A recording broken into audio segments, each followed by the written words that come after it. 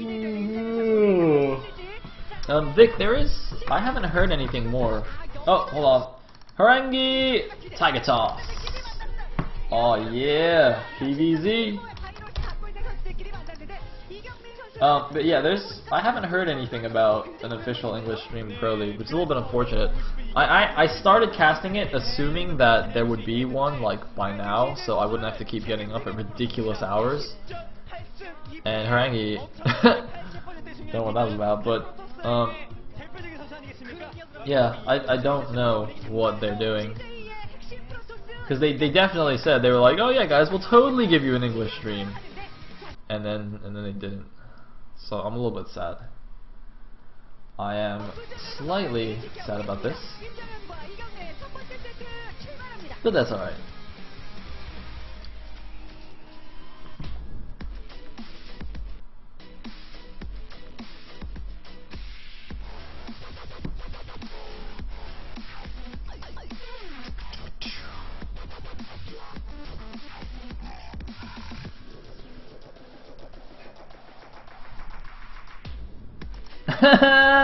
Did somebody just misclick and ban Blind Roar by accident? Who was that? Was that you, X-Pac? Was that you? Lol, I saw that. I was waiting for that to happen. I was like, alright, somebody's gonna ban that guy, and they're totally gonna misclick on Blind Roar.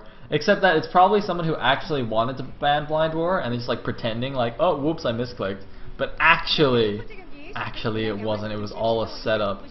Like that guy who posted the link it's like not even a real person. It's just like one of the mods' alternate accounts trying to ban Blind Roar.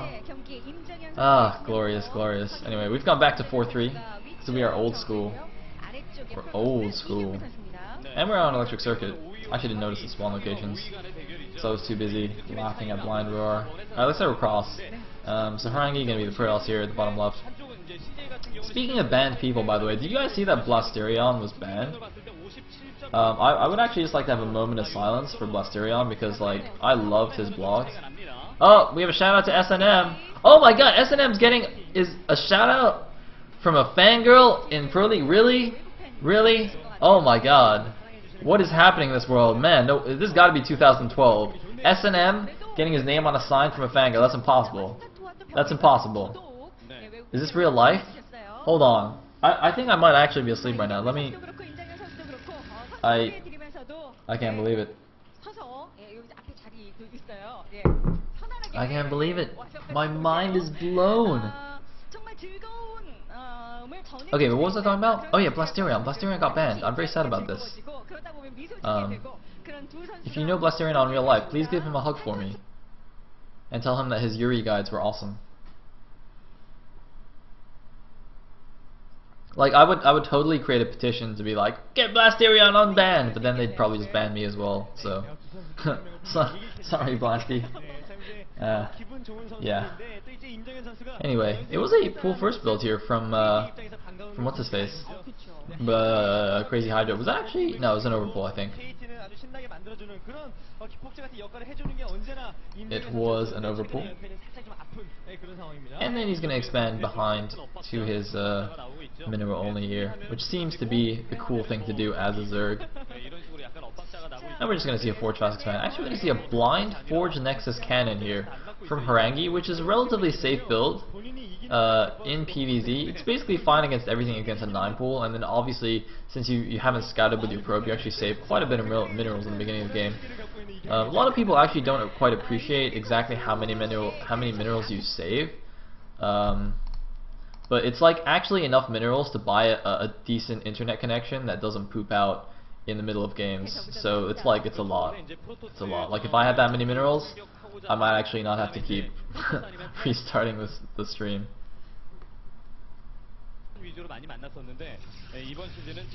So anyway, Stargate going down in the main standard stuff. You know what? Actually, I could probably just use the esports TV stream right now. Because we're doing Brood War, so we don't need 16-9. Alright guys, we're gonna switch. You ready? You ready? Sick micro. Boom. Alright, did we miss anything? I don't think so. Are we also still... No, we're still 360. Alright, what just happened? Alright, so Zerg's on 3 bases. Alright, good. Standard. Good. Stargate's just finishing. Oh, look, you see, he planted the Stargate on the other stream, and then it finished on this stream. Yes! For some reason, this looks actually really sharp compared to the other one, even though it's 360p. I'm not really sure what's going on there. In theory, it should be lower res, but interesting. Alright, so Spire going up, good times. I think he just took a second gas. Did he take a second gas? Okay, no, he's just teal, so he looks like a similar color to the geysers on the minimap. So that's going to be confusing for me. And, duel that guy. Wait, I just heard a Zealot attacking something. What was that? Oh, they were attacking a Zergling because there's going to be the good old 3 Zealot timing attack. Oh baby. I should call it a push too. He's doing the 3 Zealot push. Chill, please don't ban me. Oh man. If only Chill was listening. He'd be so mad. Like, it's not a push!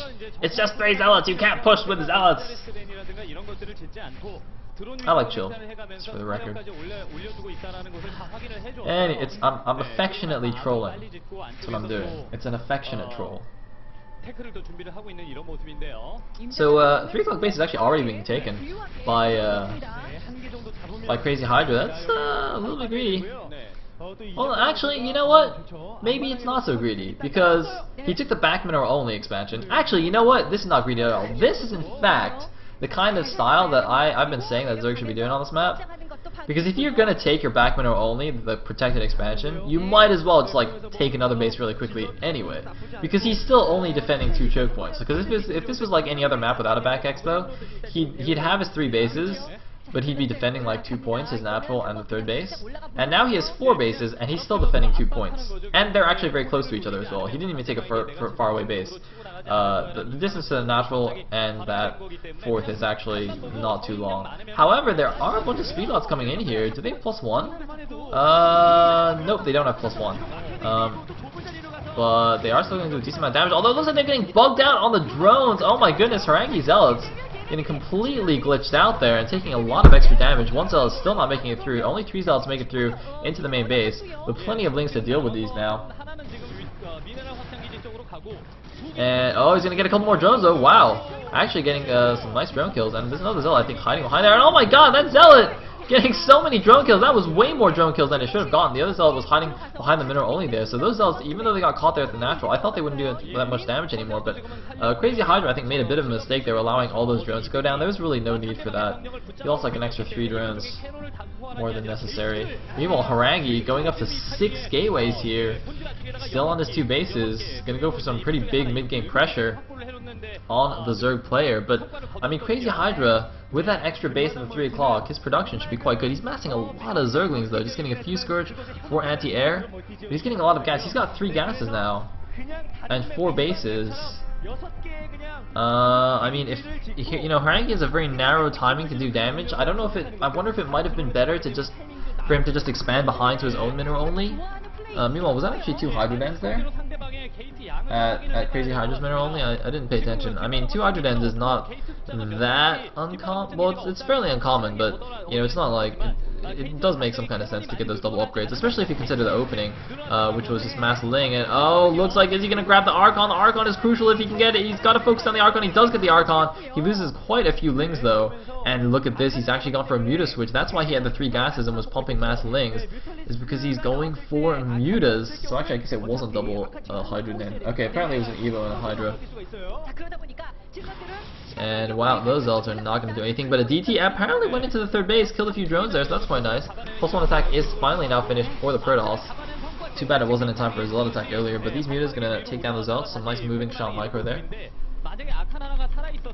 And for some reason he's pulling back with the Mutas. I don't really know what's up with that. But a decent number of courses are coming out now to deal with that. Meanwhile, Harangi going to expand to his own meter only, but I think Harangi is definitely a little bit behind in this game. I can't tell from the supply counts because for some reason OGN's not putting the supply counts on screen anymore. It's a little bit annoying, but you know what? It's all good. Oh no! That's not all good though. He lost his DT. What? Oh man, nice little trap there by the Zerglings. I think Harangi wasn't paying attention there because he could have just killed one of the Lings and ran away anyway. But he is going in with some Zealots here. Now that this +1 is finished, going to start two-shotting these drones and any Zerglings that come in. And you know what? I gotta say Harangi, even though his attacks aren't, well, they are kind of being effective, but more importantly, they're just like, you know, keeping the pressure on the Zerg, forcing him to multitask, forcing him to make units instead of drones, and just basically not attack Harangi's base. The problem is, though, Harangi is still not taking his third. So, you know, these attacks are all well and good, but if he doesn't do something about, you know, the base disparity here, it's going to be bad for him in the long run. And you see, every time he does this, he's sacrificing some of his army, like he's just losing all these Zealots. So even if you kill drones and you kill the economy, if he doesn't get, he's like basically delaying any attack that he could make right now by sacrificing these units. Because imagine if he didn't suicide all those Zealots before, like his first wave of Zealots was like 5 Zealots, and then he suicided like another, you know, 8 Zealots just now.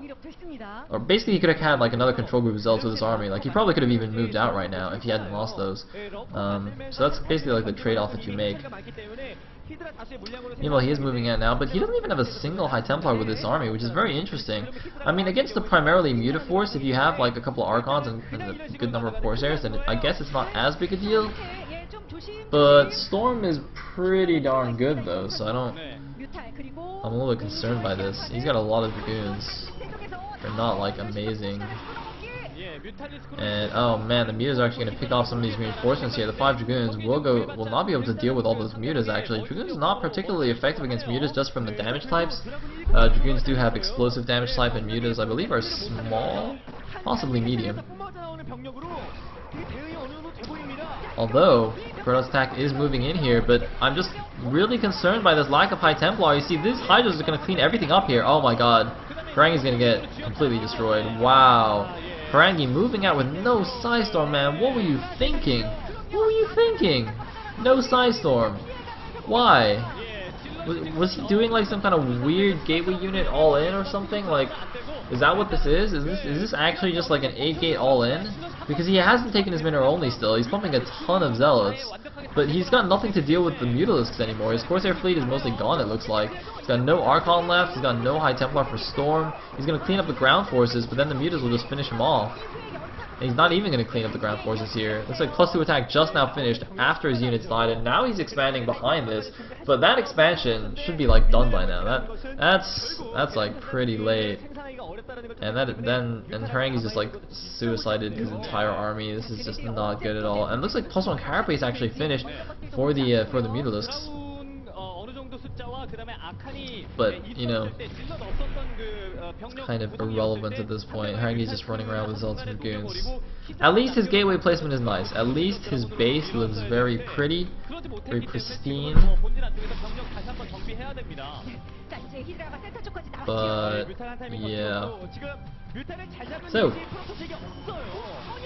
we're just going to chase down all these units. He's got 1 Corsair and a few Dragoons to deal with them. That's like his entire anti-air actually.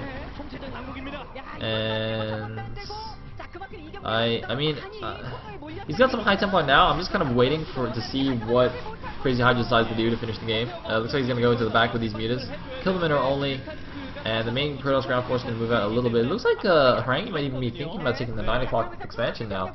I think he has a probe/pylon there, perhaps.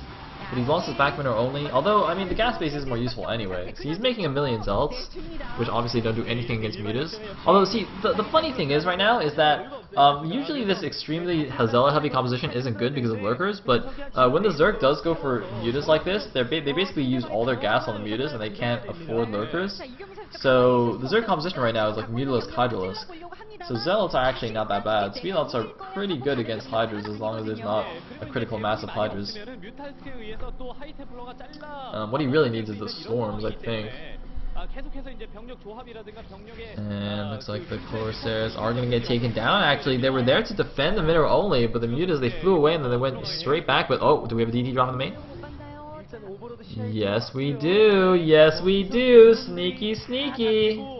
Oh, nice reaction time. Wow, doesn't lose a single drone. Wow, that is amazing reaction time. And the shuttle goes down.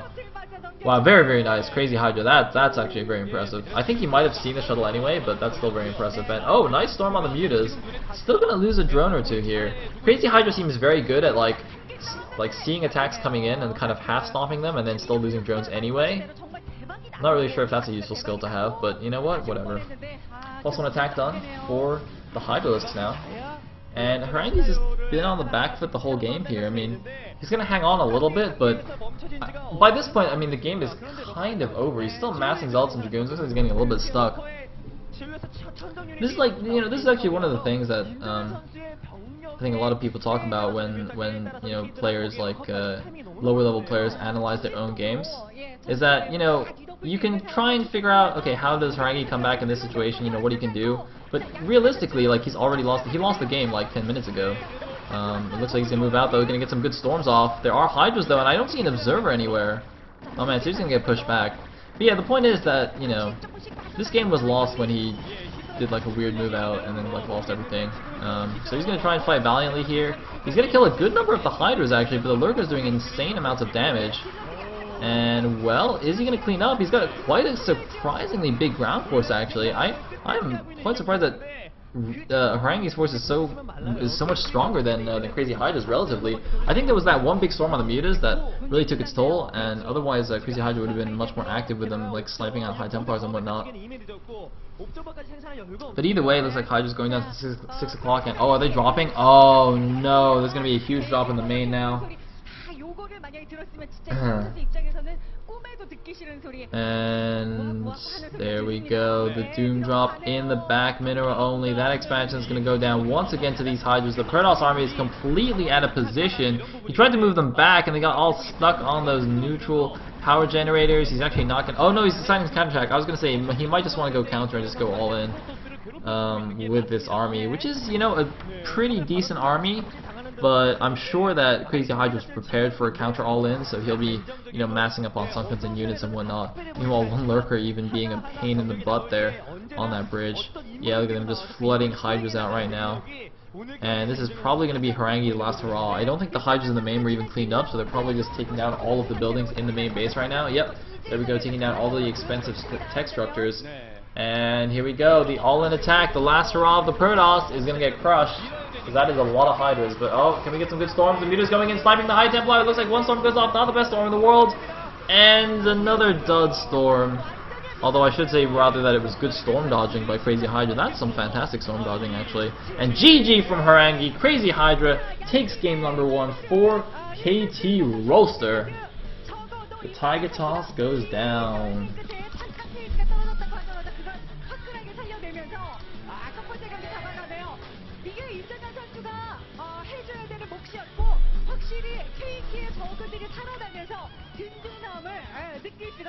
네, KT의 주력 종족은 누가 뭐래도 적으잖아요. 그렇기 때문에 그 첫 라인에서도 가장 분위기 좋은 임정현 선수를 첫 세트에 보내면서 원하는 승리를 제대로 거둔 KT 로스터입니다. 시작 좋네요. 그러네요. 자, 오늘 1승 더 챙겨가면서 임정현 선수가 4승 2패까지 찍어냈습니다.